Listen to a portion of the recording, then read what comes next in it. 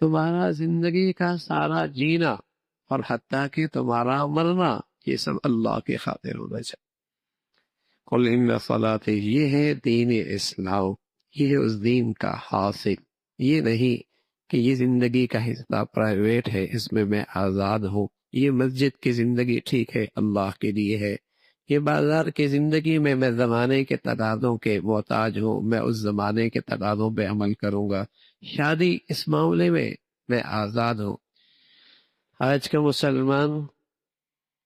جو نفس پرست ہے، خواہش پرست ہے، نفس پرستی کی زندگی گزارتا ہے،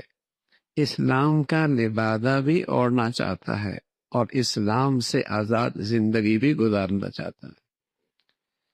کفر کے ماحول میں تو یوں کہا جاتا ہے نا، یوں کہا جاتا ہے کہ دین میں اسلام میں بڑی سختیاں ہیں، بڑی سختیاں ہیں، بڑی پابندیاں ہیں، اور اسلام دنیا میں ترقی کے راستے میں رکاوٹ ہے۔ کفر کے ماحول میں تو یہ کہا جاتا ہے،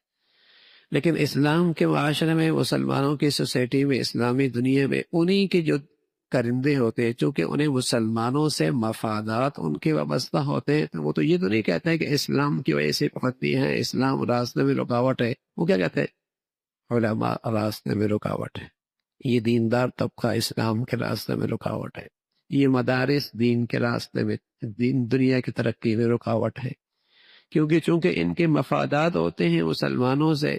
تو اسلام کا نام بھی نہیں چھوڑتے، لیکن انہیں دل سے اسلام کی زندگی پسند بھی کوئی نہیں، اسلام سے آزاد بھی رہنا چاہتے ہیں اور اسلام کا نام بھی دفننا چاہتے ہیں، اس لیے کہ ان کے مفادات مسلمان سوسائٹی سے وابستہ ہوتے ہیں۔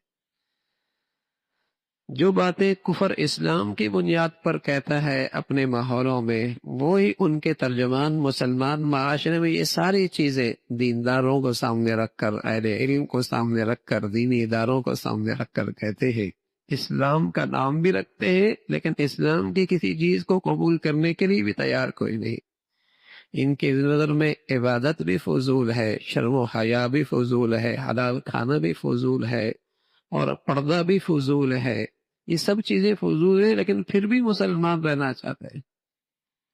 اور دین اسلام کی حقیقت جو اللہ نے بتائی ہے، قل ان صلاتی و نسکی و محیای و مماتی للہ رب العالمین،